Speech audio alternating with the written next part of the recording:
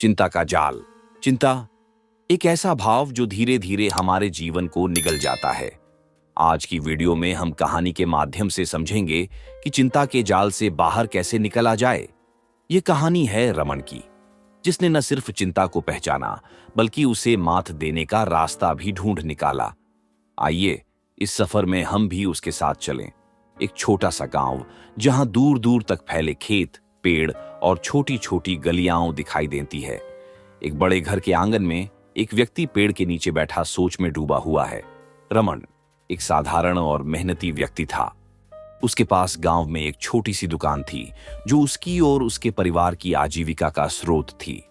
रमन की जिंदगी बाहर से देखने पर सामान्य दिखती थी, लेकिन भीतर एक तूफान था जिसे केवल वह ही महसूस कर सकता था। रमन की पत्नी सीमा एक हंसमुख और समझदार महिला थी। वह हर हाल में अपने पति का साथ देती, लेकिन वह भी रमन के भीतर की इस चिंता को नहीं समझ पा रही थी।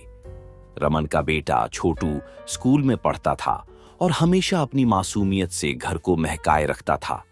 रमन की चिंता किसी एक घटना से नहीं जुड़ी थी। वह जीवन की छोटी छोटी बातों पर भी घबराता था। दुकान की कमाई कम हो गई तो चिंता, छोटू का स्कूल में प्रदर्शन गिर गया तो चिंता, और यहां तक कि अगर मौसम बदल जाए तो भी चिंता। रमन रात को सो नहीं पाता था। कभी कभी उसकी नींद के बीच में अचानक उठ जाता। उसे हर समय एक अनजाना डर सताता रहता। उसकी चिंता ने उसे इतना कमजोर कर दिया कि वह अपना काम भी सही से नहीं कर पाता था। सीमा ने उसे कई बार समझाने की कोशिश की, पर रमन के लिए यह सब समझना आसान नहीं था। एक दिन जब सीमा ने देखा कि रमन की हालत बिगड़ती जा रही है, तो उसने फैसला किया कि कुछ करना होगा। सीमा ने गांव के मेले में सुना था कि एक साधु बाबा यहां आए हैं जो मन की समस्याओं को हल करने में मदद करते हैं। वह रमन को लेकर साधु के पास गई।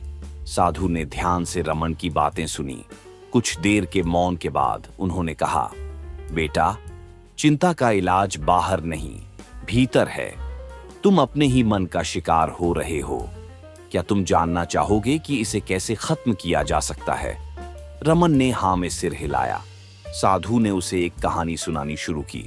बहुत समय पहले एक जंगल में एक शेर रहता था। वह जंगल का राजा था और सभी जानवर उससे डरते थे। परंतु शेर के मन में एक अजीब सी चिंता थी। वह हर समय सोचता रहता था, क्या होगा अगर एक दिन मैं शिकार न कर पाऊं? क्या होगा अगर मैं बीमार हो गया और किसी को पता नहीं चला? ये सोचते सोचते शेर की सेहत खराब होने लगी। उसने शिकार करना भी कम कर दिया और दिन भर गुफा में बैठकर चिंता करता रहता। एक दिन उस जंगल में एक बूढ़ा हाथी आया जो बहुत समझदार था। उसने शेर की हालत देखी और उसके पास जाकर पूछा, महाराज, आप इतने चिंतित क्यों हैं? शेर ने अपने मन की सारी बातें हाथी को बता दी। हाथी ने हंसते हुए कहा, महाराज, क्या आपको पता है कि चिंता क्या होती है? शेर ने हैरान होकर पूछा। क्या? हाथी ने समझाते हुए कहा, चिंता एक ऐसा भ्रम है जो हमें यह सोचने पर मजबूर करता है कि हमारे पास कुछ खोने के लिए है, जबकि सच ये है कि जब हम कुछ खोते नहीं हैं तब भी हम चिंता करते हैं। चिंता हमें भविष्य की अनहोनी से डराती है, जबकि हम वर्तमान में रहते हैं।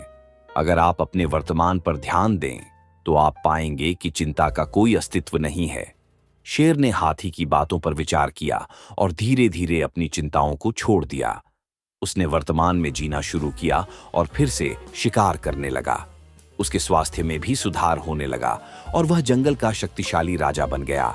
साधु ने कहानी खत्म करते हुए कहा, रमन, शेर की तरह ही तुम्हारी चिंता भी केवल एक भ्रम है। अगर तुम वर्तमान में जीना सीख जाओ तो यह भ्रम अपने आप दूर हो जाएगा।